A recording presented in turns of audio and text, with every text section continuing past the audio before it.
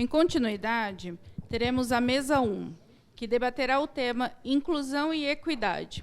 E para compor a mesa, convidamos na condição de presidente da mesma a professora doutora Cíntia Rosa Pereira de Lima. A professora é livre docente em Direito Civil e Existencial e Patrimonial pela Faculdade de Direito de Ribeirão Preto da USP. Docente do Departamento de Direito Privado e de Processo Civil, pós-doutora em Direito Civil na Universidade de Camerina, Itália, advogada, secretária e conselheira da Comissão de Bioética, Biodireito e Biotecnologia da UAB São Paulo, Seção São Paulo, trabalha com direito com ênfase em proteção de dados pessoais, direito civil, direito do consumidor, direito eletrônico, biodireito e direito internacional privado, líder do grupo de pesquisa Tutela Jurídica dos Dados, entre outras atividades. Como nossa palestrante, convidamos a professora doutora Janet Decker. A professora Janet é especialista em questões legais da educação especial e em educação jurídica de administradores e educadores. Professora associada da Universidade de Indiana e PhD em Estudo de Políticas de Educação. Como debatedora da mesa, convidamos a professora doutora Eliana Franco Neme. A professora é doutora em Direito Constitucional, docente do Departamento de Direito Público da Faculdade de Direito de Ribeirão Preto da USP, com ênfase em Direito Constitucional e Direitos Fundamentais. Professora do Centro Universitário de Bauru, trabalha atualmente com o Sistema Constitucional de Proteção das Minorias e com o Sistema Constitucional de Proteção dos Animais. Passo a palavra para a senhora presidente. Professora Cíntia, por favor. Bom dia a todos. É uma enorme satisfação presidir a mesa. Gostaria de parabenizar a professora Mônica Herman, nossa diretora, pela organização dessa segunda edição do evento Educação e Cidadania, que foi um sucesso ano passado, e esse ano também a gente já pôde perceber que continuará sendo um evento de qualidade. Então, eu passo a palavra para nossa palestrante, professora Janet, por favor, já com os agradecimentos, reiterando os agradecimentos, em nome da Faculdade de Direito de Ribeirão Preto. Thank you so much.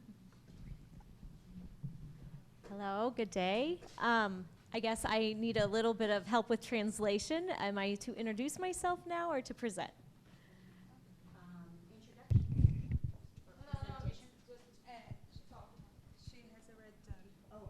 So my presentation now. Yeah. Okay, sorry. Thank you. I need to learn Portuguese before coming back. This is my first visit, so thank you. Thank you, thank you. So I'm Janet Decker from Indiana University, and it's a pleasure to be with you today. I will talk about women empowerment in academia, building community and productivity through writing groups. And it's wonderful to have this opportunity after hearing Professor Nina, because I can see some bridges in what she spoke about for opportunities for the law school and what I'll speak about today, because she talked about increasing the female faculty as well as building interdisciplinary collaboration. So there's a really nice tie-in with that. I'm an associate professor and work with Suzanne Eckes. And my contact information, my email address is there, and I have handouts. So I'm happy to speak with any students or faculty or others after the presentation and stay in communication if you ever have any questions. So this morning, I'd like to talk about 6 various aspects of the writing groups. The first is just to share what a successful model this has been for Indiana University. And then secondly, to discuss the background, the need to empower women faculty members. Third, I'd like to talk about specifically what we've done at Indiana University, the creation of the women's writing groups there, and then the evolution of those writing groups, what's happened to expand it to more faculty across the university.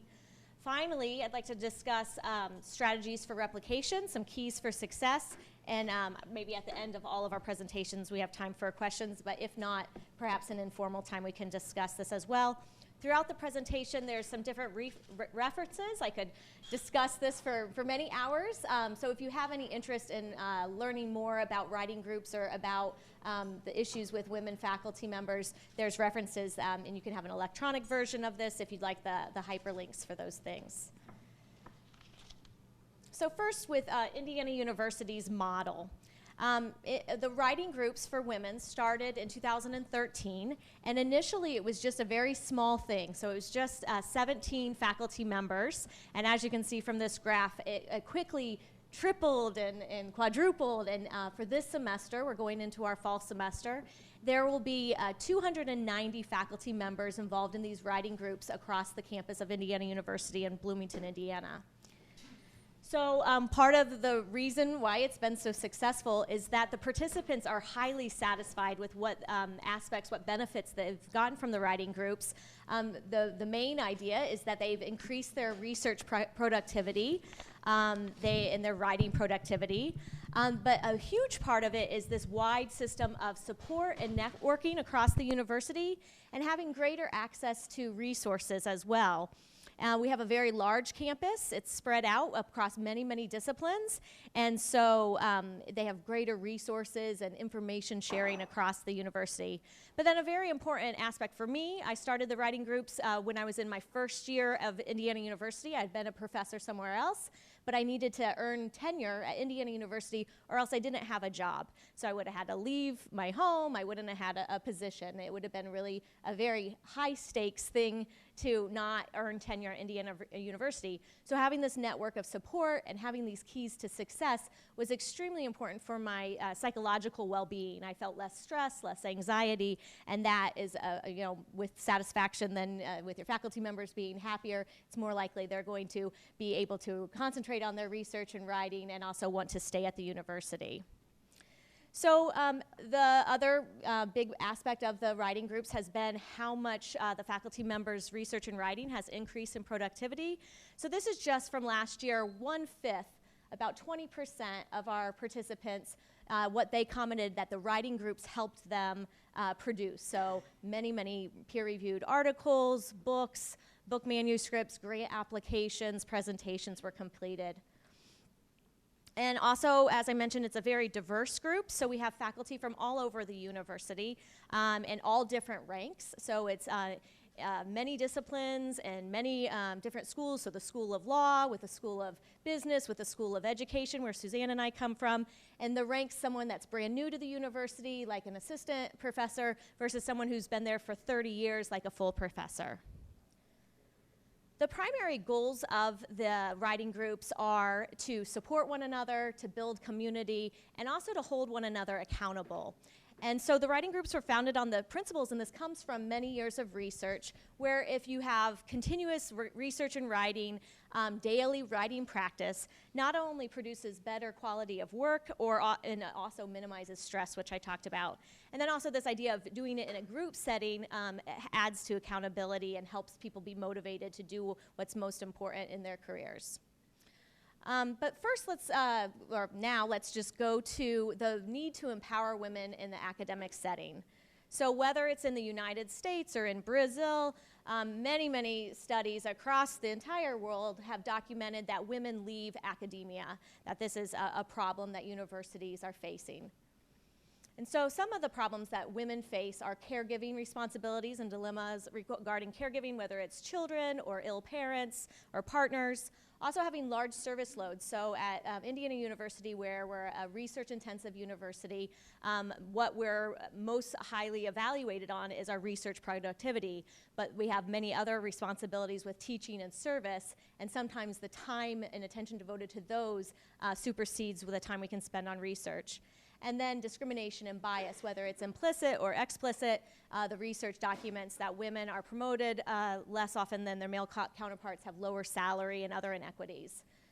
So when it comes to caregiving, there is these very hard dilemmas that oftentimes women face, whether they have a choice of either earning tenure and being able to stay at the university or having a child. So you oftentimes hear women say, well, I can't have a child until I've earned tenure, or I can't do that until I have my book published. So maybe it's advancing their career, looking for a promotion or having an administrative position, either doing that or taking care of an ill parent or an ill partner, doing these things to help their career chances, or having a successful marriage and a happy relationship, Or maybe it's that they really value the teaching and the support that they give to students, and they feel like they can't do that because if they do that, they won't have time for their research and writing. So there's many other references about caregiving, and one book in particular is this first one cited here, Do Babies Matter? And as you can imagine, that the findings of that long research study were that family formation was a detriment to women faculty members more than men, and many times women were leaving before they even got into a professor position, that after they had gotten their doctorate, that then they were leaving before even becoming professors. And then when it comes to the service loads, research documenting that women have more difficult issues facing the service, that they provide more service to the universities, but they're not getting as much accolades and as much benefits from that service that they provide. Oftentimes that service is to help the university succeed instead of helping their individual career succeed. And the bottom citation is actually two of Suzanne and my colleagues, so from the Indiana University, and their data comes from a Midwestern university. And then also it's when there's the intersectionality of being female and also being a faculty member of color, that there's an invisible labor of service that where they're often called upon to be the unrepresented voice. And so they are often on many committees and called upon, and also called upon to mentor students like them. So, as you can imagine, what happens when you have women who are spending more time on service, it's often called that you publish or you perish. You publish or you don't advance your career. You publish or you don't have a job and you have to find a new job. And so it's significant consequences that these problems are facing women more greatly than men. And then when it comes to discrimination and bias, as I mentioned, that might be some implicit bias, but oftentimes, well, the research documents that women are paid less and promoted less. So in the higher positions at the university, there's fewer women, and at the lower, high-paying positions at the universities, there are more women. They might have part-time jobs so that they can also care for families, and different reasons for that. And then research also documents that students, a lot of when we are evaluated for teaching and for tenure, part of our dossier is our student evaluations. And the research documents that students, when it's completely blind, the same person, the same performance, but when students think that the professor is female versus male, that they rate the professor lower. So this is in an online setting. So that female professors are receiving lower student rankings. And then also that women are cited less frequently in the peer-reviewed research. Again, additional resources if you'd like to learn more about this. So now turning to something positive of what we did about this at Indiana University. So it was in 2013, there were two women deans at the Indiana University, one from the School of Education and one from the College of Arts and Sciences. They were attending a conference in Minnesota about retaining their faculty of color. And there was all these really grand ideas, expensive ideas, and they thought, well, one idea that they heard about at this conference that they could put into action, that was something they could do immediately, was form writing groups. And so that's what they did. They enlisted this third person here, Laura Plummer, at the bottom of the screen, to direct the writing groups, and in 2013 it started. Laura has expertise in research and writing so that she could help the faculty. So the initial goal was really small. It was specifically about these two schools. It was specifically about women of color, and it was to create this time to structure their writing and hold them accountable. So the structure that they started in 2013, and that's when I started, has remained every semester, including summers, to this day. So it's where we have 3 hours together once a week. So that time is an appointment in our calendars. We hold it very sacred. And we have 20 to 30 minutes of discussion. Oftentimes these are discussions about predetermined readings, and oftentimes issues that are about female faculty members and about research and writing. We set daily goals, small goals, and then we sit down and we write for 2.5 hours. At the end, we check in. And then they differ from different types of writing groups because often times writing groups are where you exchange drafts and get feedback from people within your discipline. But these are writing groups that you don't have to be in the same discipline. So we're not commenting or critiquing each other's work. We're just there to support one another and hold one another accountable. But when we have our conversation and we're from all different disciplines and all different ranks, it really provides this rich discussion. So you have someone from the law school talking about how things are done at the law school, and someone at the School of Business talking about how things are done there, and their different types of methodologies, their different teaching pedagogies, the different issues they deal with departmental politics, and they're able to share a variety of information and ideas with one another. And also, we, within the writing groups, have always prioritized community building. So sometimes people are there and they really are eager to get to writing, but we hold that discussion time very valuable because without that discussion, we don't get to know one another and that community building doesn't happen. So this is a picture from the writing groups, one of my colleagues writing her goals on the board there on the whiteboard. Again, the writing time is the primary time, but we have other things that occur during these sessions. And so over the many years that we've been doing this now, it's been extremely successful. These are some things that have resulted. We are always taking evaluations and getting feedback and data and analyzing what's happening. But we've seen that this knowledge sharing that I mentioned is happening, and that's something that is very valuable. It's not just about work. It's not just about research, but it's also about access to resources in the community, things about childcare, or things about how to care for an ill parent, leave policies at the university, where to find information, where to find support. And then these interdisciplinary collaborations are not just friendships and professional relationships, but oftentimes they've resulted in interdisciplinary research. So people have written articles together and helped influence each other in that way. And so the expansion has gone beyond the writing groups. But before I go into that, the other thing that has happened is continued to be this priority to women and women's empowerment and women in leadership. So there's been 18 of us. I'm one of the co-facilitators who join with another facilitator using a feminist model of collaboration and lead the faculty writing groups. And so we're given a stipend. Our schools, so each individual school, so my School of Education provides a stipend into my research account for me to facilitate a group once a week. And so there's 18 of us that also serve as an advisory board as well. And this is a way that the university has provided support specifically to women, you know, in attempts to groom women to have more leadership abilities within the university. So as I mentioned, we take data on satisfaction and what has happened in the writing groups, and these are just some examples of things that the participants say.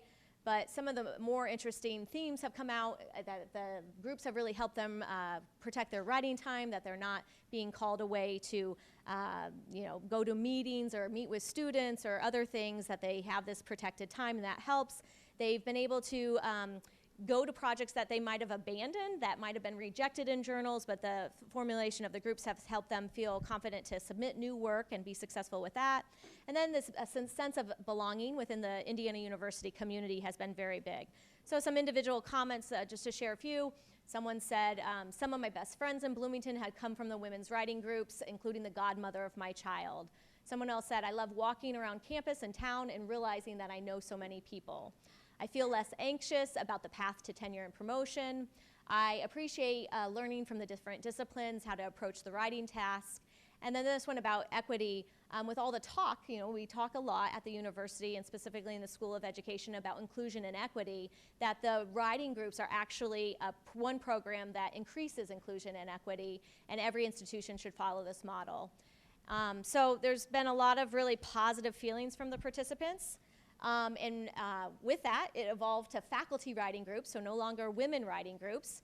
The men have come, and so now we have all genders, all ranks, and schools across the campus, and it's been institutionalized by the university, so the university now provides the funding for this. And just to share some data, so the groups grew from 2 in 2013 to, I think this year it will be like 23. So last spring it was 21.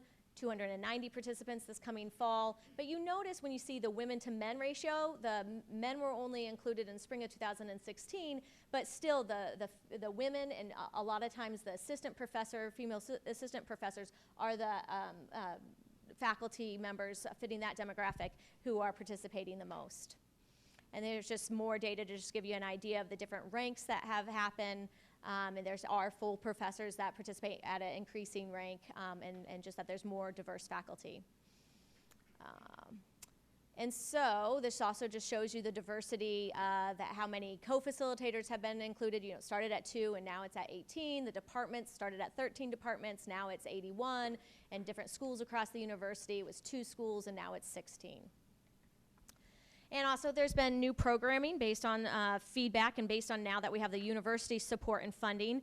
We have writing retreats. So every May we go into the woods and go to different locations and have a writing retreat where we're able to have large blocks of time for writing, but also a lot of time for informal networking and getting to know one another, and that's been a success. We also have brought different experts to campus, so there's an op-ed project. So out of that op-ed project, coming to the university and teaching faculty members about writing opinion pieces for newspapers. That's another, that public scholarship is valued, especially in some schools like the law schools more because the name of the university is getting out in the media. So through that, writing group members have published in the Washington Post and the USA Today and the Guardian.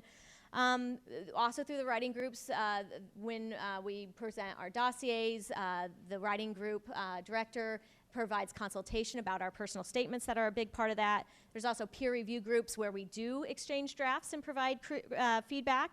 There's editorial support, and there's also special workshops and events. So, in case this sounds of interest to any of you, whether it's law students or faculty or others who might want to replicate this in some way, there have been a number of different universities who have replicated the model that has been used at Indiana University. They're listed here. So there is the University of Puerto Rico, but as you can see, these are American universities, so maybe you should be the first international university to join forces. Some of the keys to success, and this is, I should have mentioned this, it's cited on one of my first slides, but this is based on a chapter publication that the director and others have written, and I can provide you with that article as well if you'd like a copy of that. But in that article, they provide their keys for success, and just to briefly go over these, they request that someone has writing expertise, that the co-facilitator model has been a real key, that there's a gentle accountability, that you really make sure you have good space and great working environment, that scheduling, you can imagine with 190 different faculty members, the scheduling becomes difficult, so having some kind of scheduling system and having a supportive administration to do that. So I will save questions for when we might have time later, but these are additional resources about increasing research productivity, and also there's an organization in the United States that also focuses on that, and that links there, the National Center for Faculty Development and Diversity. And then just some additional webinars and publications about the IU model are here and here. So thank you. Bom dia a todos. Cumprimento a professora Mônica, na pessoa de quem eu cumprimento todos os outros professores, os alunos aqui presentes, os nossos funcionários também. Nós vamos falar, essa é uma manhã de debate sobre inclusão, sobre equidade na educação. Minha área é direito constitucional e é nesse campo que eu vou transitar brevemente.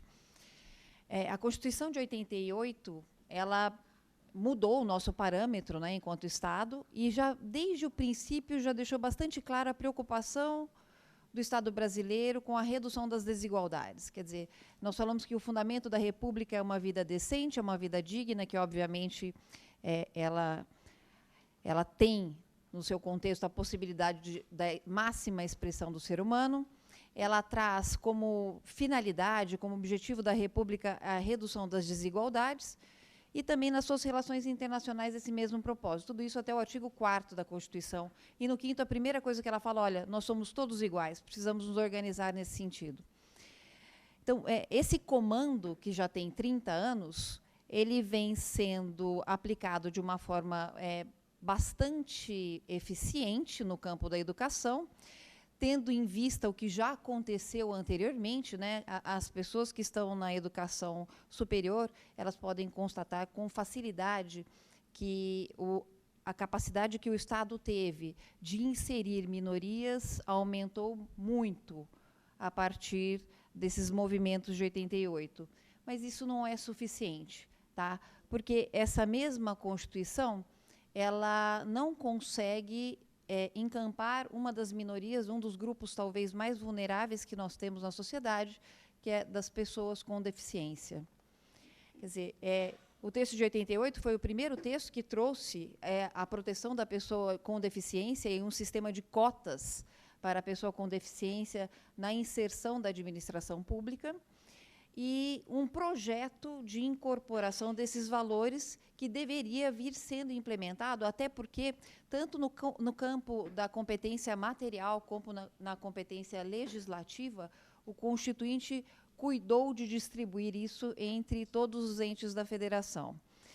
E, curiosamente, tá, nós tivemos, a partir de alguns eventos com relação à violência da mulher, especificamente no caso da Maria da Penha, uma modificação do texto constitucional brasileiro, que é a incorporação da emenda 45, e essa emenda 45, ela trouxe 2 novos parágrafos para o artigo 5º da Constituição, trazendo a possibilidade de que tratados internacionais sobre direitos humanos que fossem aprovados no padrão do trâmite da emenda à Constituição fossem incorporados à Constituição com status de norma constitucional. Então, essa foi uma solução que nós encontramos por conta do Pacto São José e algumas reclamações que foram feitas em relação ao Brasil na Organização dos Estados Americanos, mas, desde que isso aconteceu, nós tivemos 2 textos, né? Um protocolo, mas uma convenção, que é a Convenção da Pessoa com Deficiência, que tratou de trazer uma modificação à Constituição. Quer dizer, quando foi promulgada a Constituição, tratados e mais tratados, eu sou professora de um curso que tem como foco essa proteção, mas a gente escrevia muito sobre, olha, por que pessoa portadora de deficiência? Então, depois de anos escrevendo sobre isso, a Convenção trouxe uma mutação constitucional, ninguém mais fala pessoa portadora de deficiência, agora é pessoa com deficiência, justamente porque nós inserimos, né, sob o status de norma constitucional, a Convenção Internacional de Proteção da Pessoa com Deficiência e o seu protocolo adicional. Esta convenção é a primeira que nós trouxemos com status, né, de norma constitucional, e a segunda fala justamente sobre o mesmo tema, que é a Convenção de Marrakech, que também fala sobre pessoa com deficiência e especificamente das pessoas com deficiência visual. Bom, tudo isso para dizer que nós temos 46 milhões de brasileiros com algum tipo de deficiência, tá? E eu não vejo essas pessoas na universidade. Tá? Tem 1,2 milhões de cegos no Brasil. Essas pessoas não frequentam a universidade. Então, a gente vê o Facebook, a gente vê o Instagram, as pessoas se degladiando, né, num fla-flu que nós estamos vivendo nesse país, porque as pessoas estão cada vez mais intolerantes, só que o local, o palco da formação da tolerância está sendo incapaz de inserir aqueles grupos que tornariam os nossos alunos, os professores e todas as pessoas que vivem no meio acadêmico um pouco mais tolerantes em relação às dificuldades, às diferenças. Ainda que nós tenhamos academicamente um projeto didático, né, de diminuir, de ensinar a respeito daquelas diferenças e da superação desse valor no campo universitário, muito pouco tem se feito de maneira prática para que isso realmente aconteça. É só a gente olhar do lado. Eu não vejo pessoas com deficiência aqui, por exemplo, em Ribeirão Preto. Falo assim, é difícil, né? Não é tão difícil. Nós já temos uma lei federal, agora de 2016, que ela colocou no sistema de cotas do SISU as pessoas com deficiência. Isso a gente sabe que não é suficiente, porque não adianta eu colocar a pessoa com deficiência visual aqui se ela não consegue ler um texto. E essa faculdade, por exemplo, e todas as outras desse campus, nós não temos uma impressora em braille, porque custa R$30 mil uma impressora em braille, que é uma coisa caríssima. Mas como nós mudamos o parâmetro, se nós não passarmos desse nosso comportamento discursivo didático para atitudes práticas de inserção desses grupos vulneráveis no sistema educacional. Quer dizer, isso realmente precisa acontecer. Eu fiz uma consulta aqui na nossa biblioteca, né, em relação a livros em braille. Eu sei que aqui no campus nós temos alguns kits de leitura, tá? Desses 1 milhão de brasileiros que nós temos cegos, 50% deles são pessoas que estão em idade escolar, que poderiam estar aqui com a gente e que não têm acesso. Tudo isso para dizer que falar em equidade, falar em inserção, ela passa também, a exemplo do que foi dado aqui pela palestrante anterior, a um projeto de modificação dos nossos comportamentos enquanto professores, enquanto pessoas que estão inseridas no sistema público. Tá?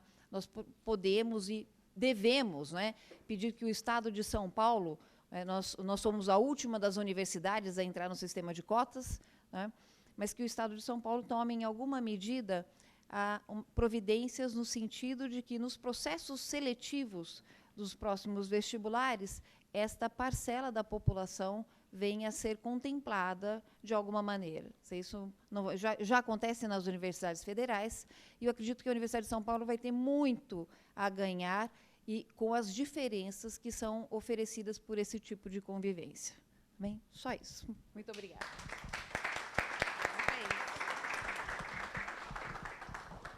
Muito bem. Então, a pedido da professora Mônica Herman, eu vou falar algumas breves palavras sobre cyberbullying, continuando essa mesma forma de análise, né, tutela dos vulneráveis.